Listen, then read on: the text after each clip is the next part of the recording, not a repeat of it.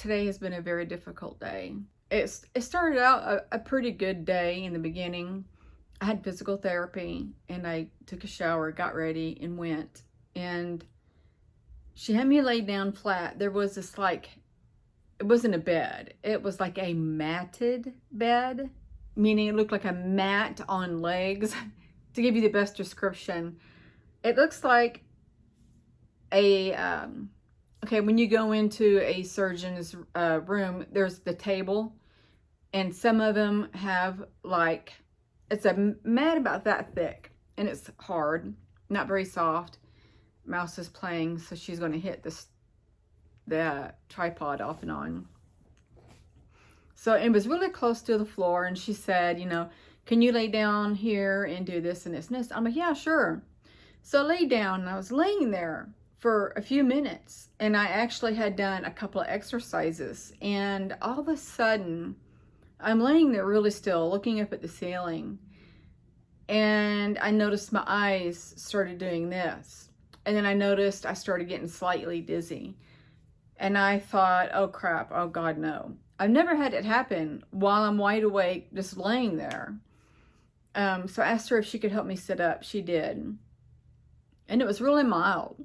And so it dissipated, and I'm like, okay, I'm ready to do whatever, we need to do. So I laid back down, and this time it hit me extremely hard. And I'm like, please God, no. Why please God, no? Because you've heard me talk about it a few times. The last one I had was 5 days long, very debilitating. I couldn't eat, I couldn't drink, but once a day, I was extremely dehydrated. I had nobody to help me. And I suffered for 5 days. And the next day or two was mild, and I remained nauseous for a while. So it was practically a week of hardships, whatever. So she helped me up, and it took a while for me to get regulated, I guess. And I'm still not 100%. I think my hyperglycemic hit me at the same time. I hadn't eaten in a while. That was my fault. Oops. And I don't know if that's what triggered it. I'm not sure. If it did, it's the first time my hypoglycemia had triggered it. So she gave me water. I was shaking really bad. I was very, very nauseated. I was breaking out in a sweat. And I'm sitting there thinking, please don't let this start. Please don't let this start. I've been told that the older you get, the worse it is. And I really hope that is not true.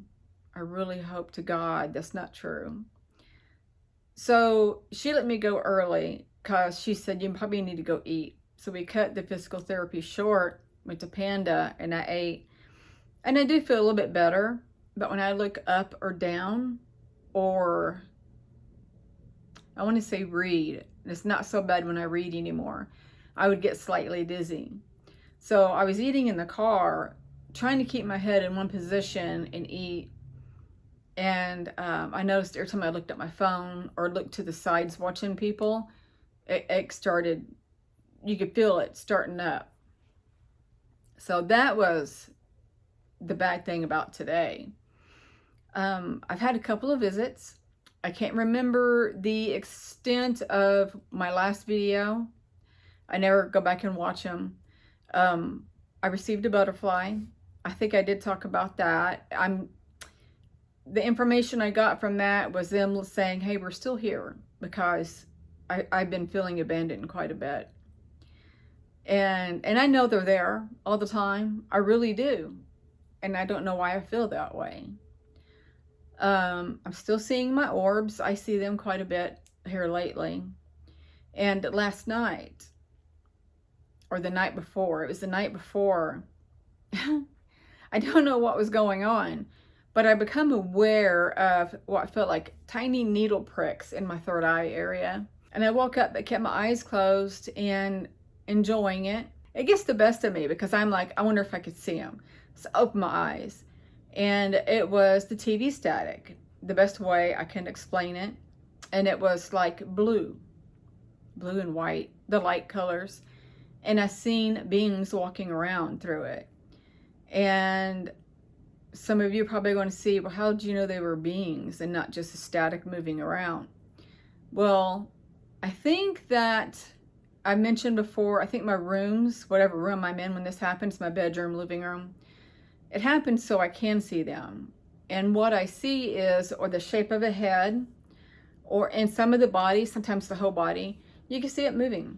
And it's like a round head on the top, about 5-6 foot tall. Some are taller, but it moves. I wish I could really explain it to you where you could understand it, but they move through it and you can actually see their form, which is kind of also a TV static. No, that doesn't happen all the time. Sometimes I have a haze.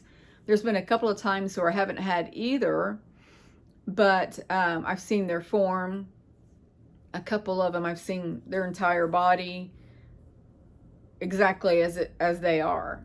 Like they were standing right here in full form without the static or anything. I wish those were more often.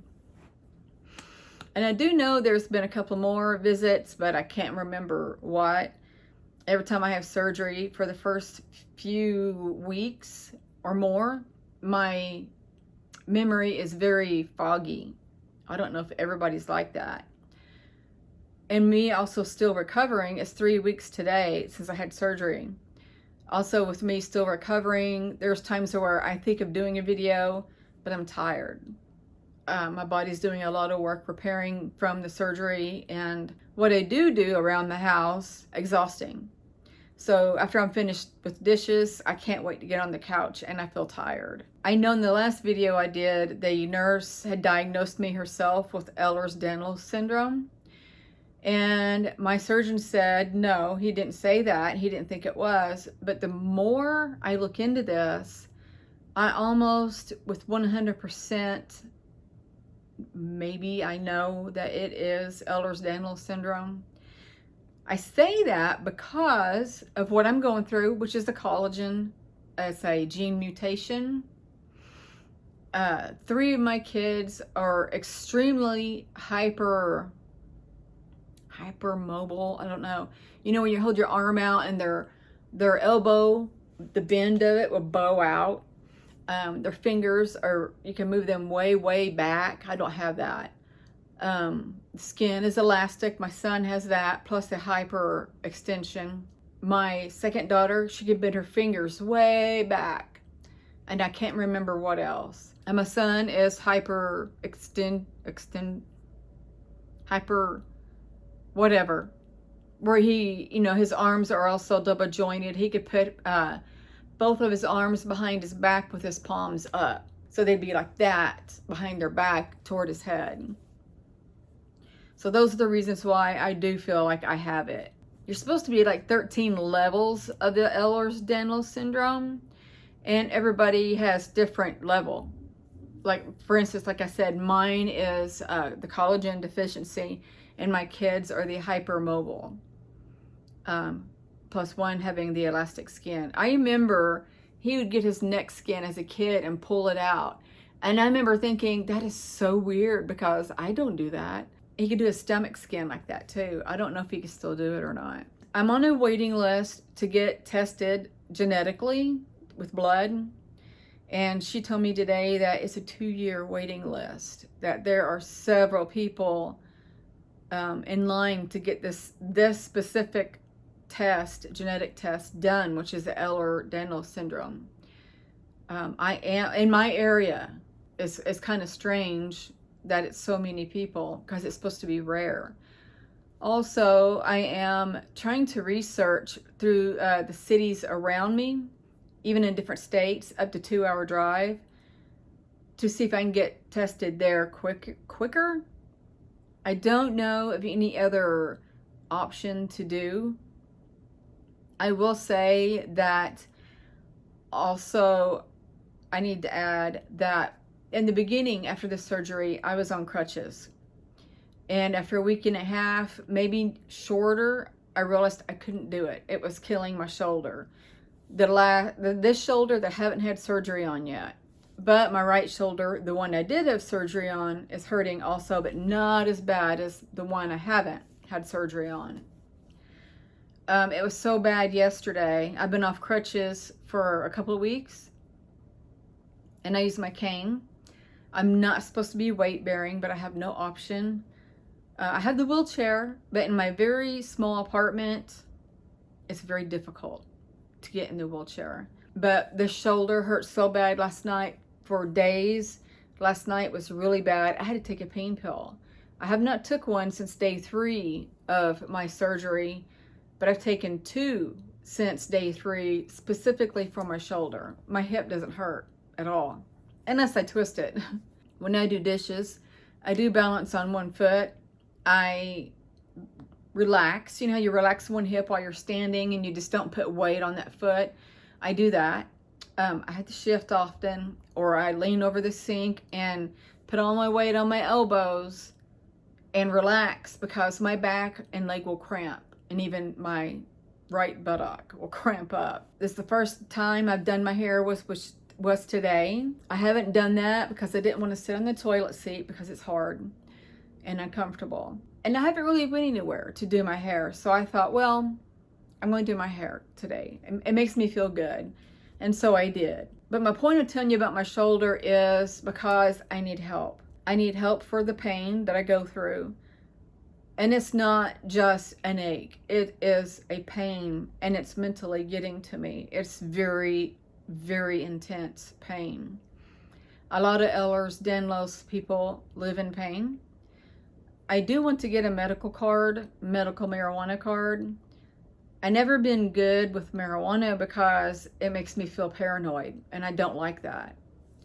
So I don't know what my other options are, but you can't just go up to a doctor and say, I think I have Ehlers-Danlos syndrome, and I am in pain really, really bad. And 2 of my joints that are remaining unoperative at this point are killing me. I need help. They're going to say, well, you need to get tested. We can't give you pain pills until we know what's going on. And even though if I did know that I for sure had Ehlers-Danlos, I still don't know if I can have something for pain. I just don't know. So I wanted to check in with you guys and tell you what was going on. I still plan on moving into my car. I'll be moving out of here by December 30th. And I've got plans of my future by doing that, as I've discussed, saving my money for land and start to build a very tiny home. In the beginning, there's a few things that I want to get for myself, so it's going to take me a while. And at this point, I don't care, because I have more surgeries coming up anyway. My right hip is going to be last. I'll probably do my shoulder surgery while I'm in the car, and that's perfectly fine because I can recover in the car. It's not a big deal. So I just wanted to reach out and tell you what was going on. And I of course will keep you updated on what's going on with me and my car situation. I am hoping that I could put a down payment on an SUV, one that I've been wanting, which would be better for me if I'm living in it, and give my daughter the car I'm in now. And I see that in the near future. I'm trying to learn to manifest. So I love you guys so, so much, and I will do another video as soon as I can. Just bear with me. My mental health going through all this pain is hard on me, and the recovery is hard on me. I'm not a spring chicken anymore. So I love you guys. I'm going to send you all love, light, and peace. Bye.